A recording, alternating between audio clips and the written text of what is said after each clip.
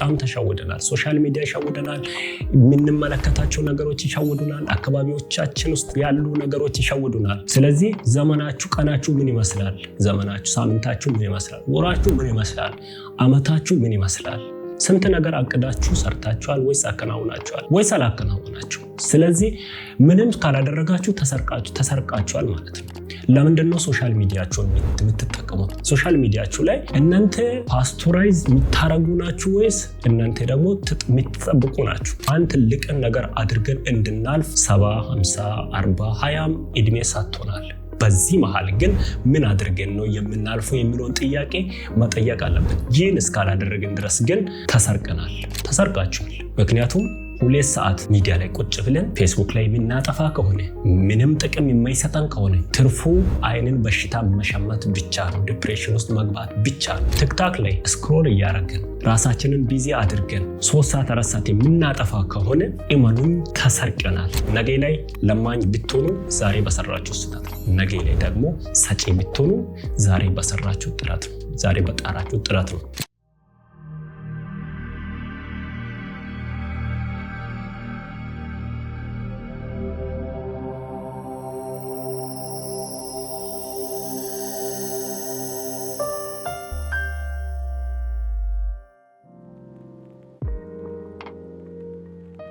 ሰላም፣ ይህ በየሳምንቱ ወደ እናንተ የሚቀርብ በኪንግደም ሚዲያ ዩቲዩብ ቻናል የሚቀርብ የሳምንታዊ ፕሮግራም ነው።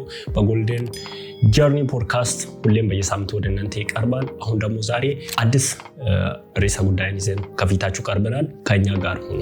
ዛሬ ደግሞ አንድ ጠቢብና አንድ ብላቴና ላስጎብኛችሁ።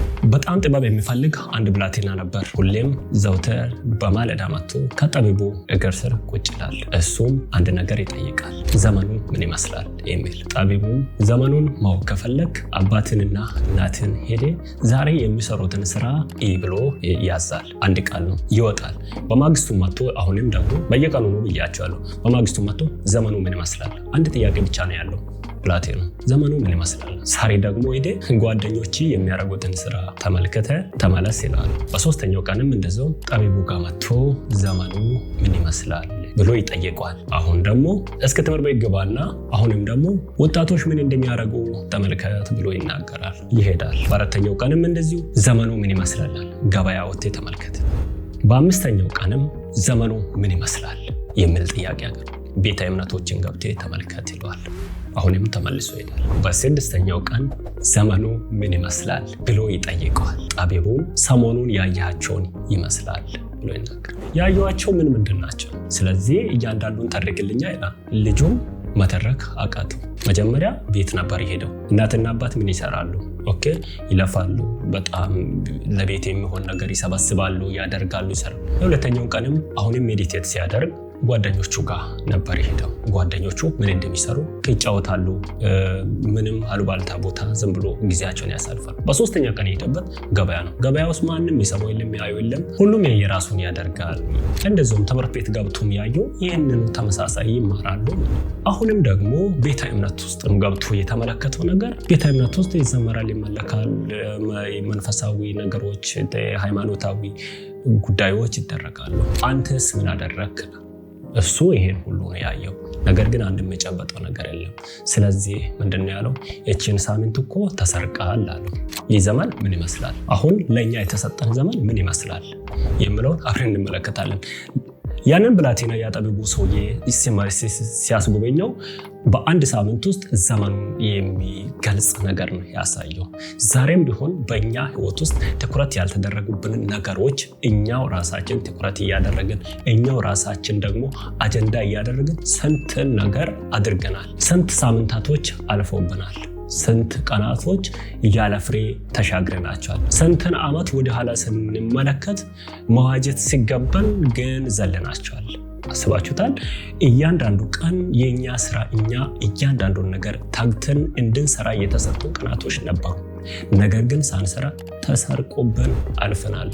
አንዳንዴም ርዕስ ሊሆነን የሚገባንን ነገር ትተን ርዕስ ሊሆነን የማይገቡልን ነገሮች ርዕስ አድርገን ጭራሽ የራሳችን ጉዳዮች አድርገን በማውራት ሁለተኛም ደግሞ እኛ መስራት የሚገባንን ትተን መስራት የማይገባንን ነገሮች እየሰራን ስንቀጥል ሶስተኛም ደግሞ የሚሰሩትን እየታዘብን አስተያየት እየሰጠን ስናልፍ ህይወታችን ተሰርቆብናል። በዛሬው ቀን እየሰሩ ያሉት ነገ ላይ ትልቅ ደረጃ ሲደርሱ ወይም ትልልቅ ነገሮችን ሲማቸው ከዚያ ስራ ጋር ሲነሳ እኛም አብረን አፋችንን ይዘን የምንመለከት አንደኛው ተመልካቾቻችን እኛው ነን የምንሆነው።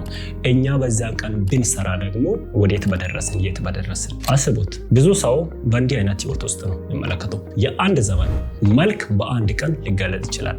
በአንድ ቀን ውስጥ እነዚህ በሳምንት ውስጥ ሰውየው ጠቢቡ ሰውዬ ብላቴናውን እንደላከው በአንድ ቀን ውስጥ እያንዳንዱን ገብተህ ፈትሼ አውጣልኝ ብል ኖሮ በአንድ ቀን ውስጥ ቤተ እምነቱንም ገበያውንም ትምህርት ቤቱንም ጓደኞቹ ጋር ቤተሰቦቹ ጋር ደርሶ በአንድ ቀን ዘመኑን መግለጽ ይችል ነበር። ነገር ግን በሳምንት አደረገው።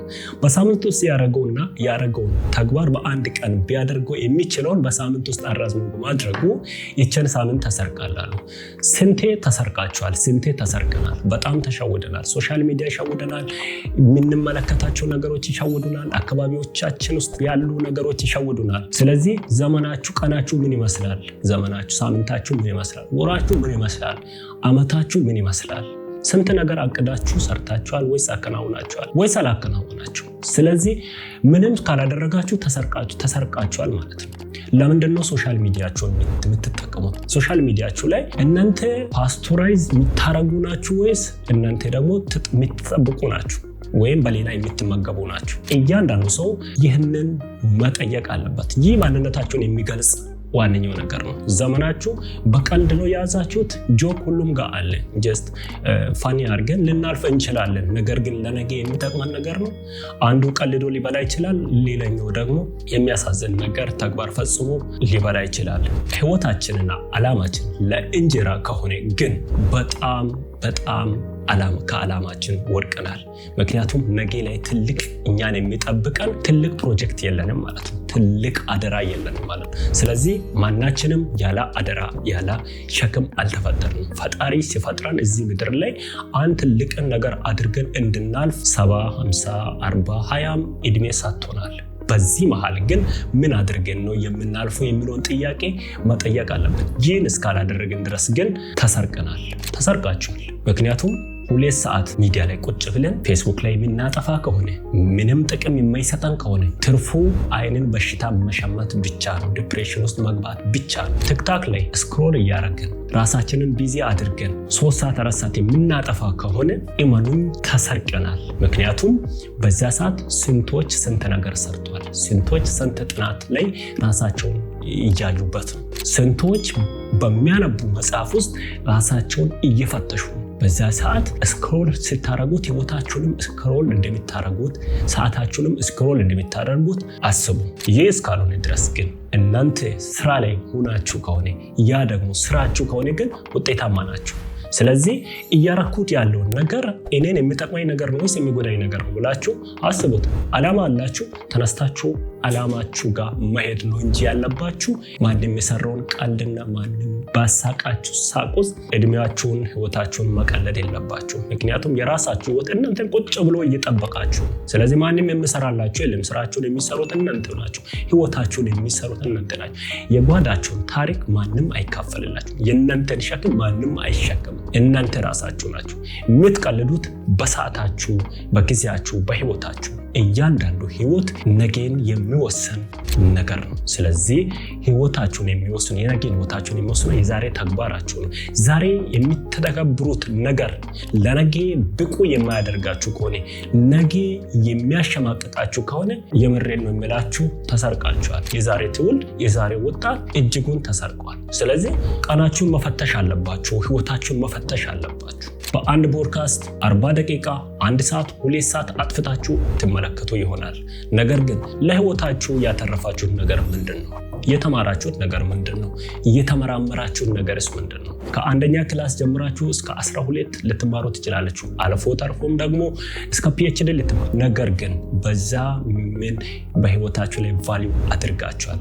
እያንዳንዱ ነገር በህይወታችሁ ላይ ቫልዩ አድ የማያደርግ ከሆነ የምሬን ሙላችሁ ተሰርቃችኋል። 3 ዓመት ኮሌጅ መቆየት፣ 5 ዓመት መማር፣ 2 ዓመት መማር፣ 2 ዓመት መስራት ወይም 3 ዓመት መስራት ለውጥ የማያመጣ ከሆነ ለውጥ የሚያመጣው ነገር ላይ በሚያመጣው ነገር ላይ መግባት ነው ያለባችሁ። ስለዚህ እያንዳንዱ ነገር ለውጥ እስካላመጣ ድረስ ባዶ።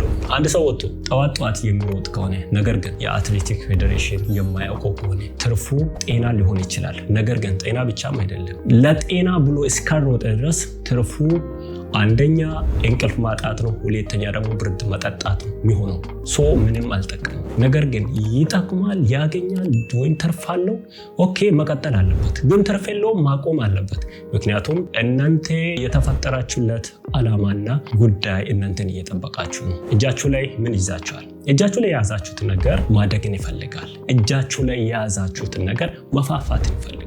እጃችሁ ላይ የያዛችሁት ነገር እንደ ተራ ነገር ወይም እንደ መዳፍ ወርቅ ሆኖ ከታያችሁ እናንተ የራሳችሁን አላወቃችሁ። የሰውን ህልም እየኖራችሁ፣ የሰውን ሩጫ እየሮጣችሁ፣ የሰውን ተግባር እየተገበራችሁ።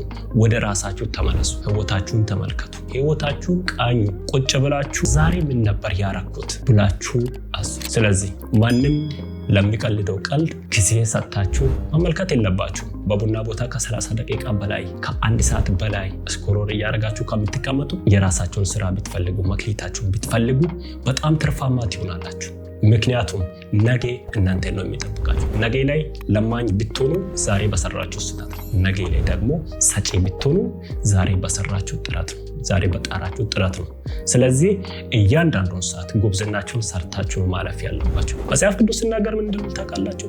በጉብዝና ወራት ፈጣሪን አስብ ብሎ ሲናገር ሙሉ ጉልበትንና አቅምን ለፈጣሪ አቅርብ ነው። ኢየሱስ ክርስቶስ እዚህ ምድር ላይ መጥቶ በ33 ዓመት ተኩል በተቀመጠበት ራሱ ዕለት እየሰራ ነበር። እንደው ምንድን ያለው? ቃል ሳለ የላከኝን ላደርግ ዘንድ ይገባኛል ስል ነው የተናገረው።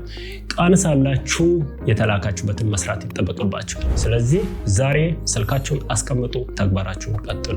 የሚጠቅማችሁ ከሆነ ቲክቶክ ስሩ። የሚጠቅማችሁ ከሆነ ፌስቡክ ላይ ጊዜያችሁን አጥፉ። የሚጠቅማችሁ ከሆነ ዩቲዩብ ላይ ራሳችሁን አስገቡ።